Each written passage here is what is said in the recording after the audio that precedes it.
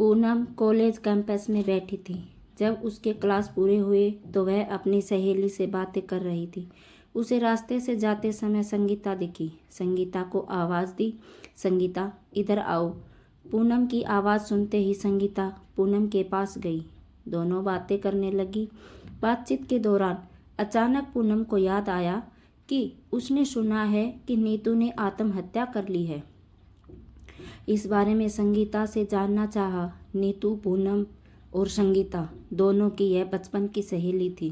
संगीता और नीतू दोनों एक दूसरे की पड़ोसी थी।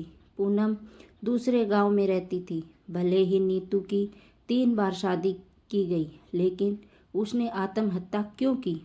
ऐसा सवाल पूनम के मन में आया। दरअसल वह अपनी प्यारी सहेली की आत्महत्या से बहुत दुखी थी। नीतू 8वीं कक्षा में थी, तभी उसकी पहली शादी हुई थी। नीतू देखने में बहुत सुंदर थी। वह होशियार, शालीन और भविष्य के सपनों में रंगने वाली लड़की थी। उसने अपने जीवन में कई सपनों को चित्रित किया था, पर घर के लोगों ने उसकी ज़बरदस्ती से शादी करवा दी।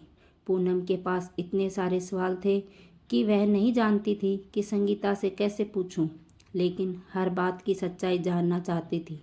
और आखिर में संगीता से पूछा कि नीतू ने आत्महत्या क्यों की।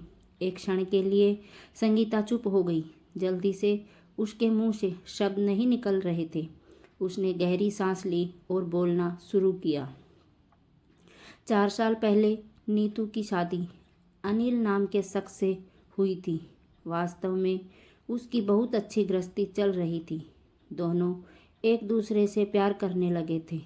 जब भी यह दोनों बाहर साथ जाते तो सभी कपल इनसे जलते थे।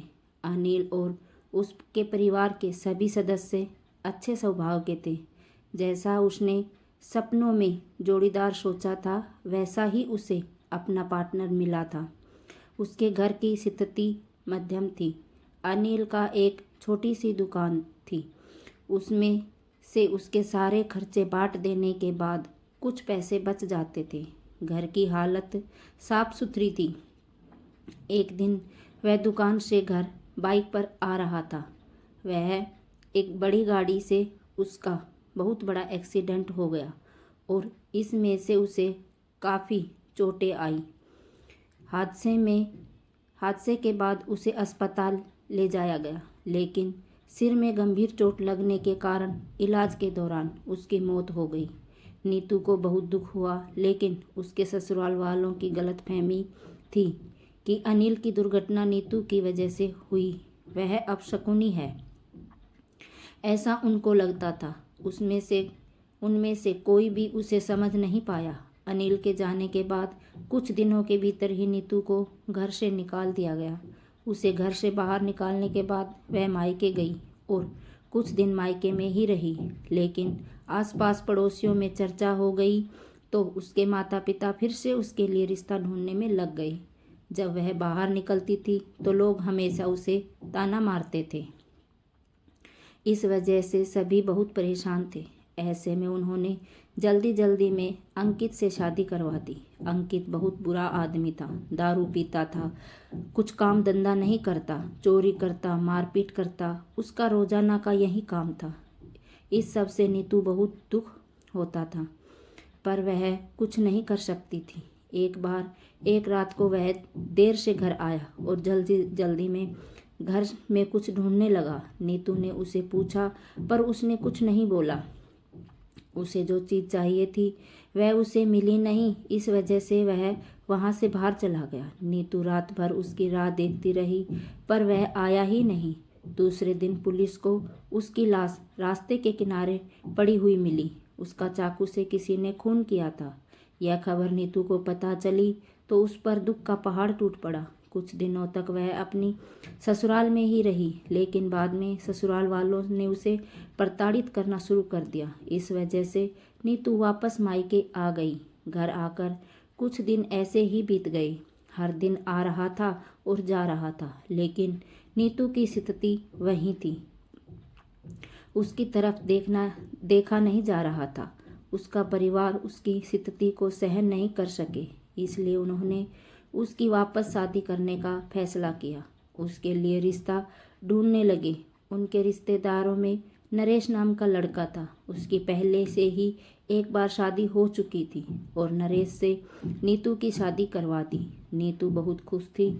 शादी हुई और कुछ महीनों बाद उसे मालूम हुआ कि नरेश को कैंसर है, ब्लड कैंसर। इस बात का पता चलते ही उसके हंसते हुए चेहरे पर फिर से दुखी हो गया, लेकिन उसने हिम्मत से इन सब का सामना करने का फैसला किया। 6 महीने तक अपने पति की सेवा की, लेकिन आखिरकार 6 महीने बाद उसके पति की मौत हो गई। इस दुख से बहुत तंग आ चुकी थी। कुछ दिन बीत गए, लेकिन बाद में ससुराल वालों ने उसकी जिम्मेदारी लेने से इनकार कर दिया। उसे घर से निकाल दिया। उसके बाद वह फिर मायके चली गई, लेकिन उसके माता पिता, उसके भाई भाभी ने भी उसे घर में आने नहीं दिया। अभी सभी तरफ से रास्ते बंद हो चुके थे उसके लिए। उसे उम्मीद की कोई किरण नजर नहीं आ रही थी। अंत में उसने खुद को ख़त्म करने का फैसला किया, उसका जीवन समाप्त कर दिया। नीतू की यह कहानी सुनकर पूनम की आंखें आंसुओं से भरकर बह रही थी। पूरा दिन वह नीतू के बारे में सोचती रही। क्या इन तीनों घटनाओं में बेचारी नीतू का कोई भी दोष था? क्या उसके माँ बाप को सिर्फ उसकी शादी कर उसे हर बार किसी के पास भेज देना सही था? वो उसे अपने पैरों पर खड़ा करने की कोशिश भी कर सकते थे। सच कहो तो नीतू की जान उसकी बदनसीबी ने नहीं, उसके परिवार की, उसके आसपास के लोगों को की छोटी सोच ने ली है। वो बेचारी मनहूस नहीं, बदनसीब थी, क्योंकि उसके आसपास ऐसी सोच रखने वाले लोग थे।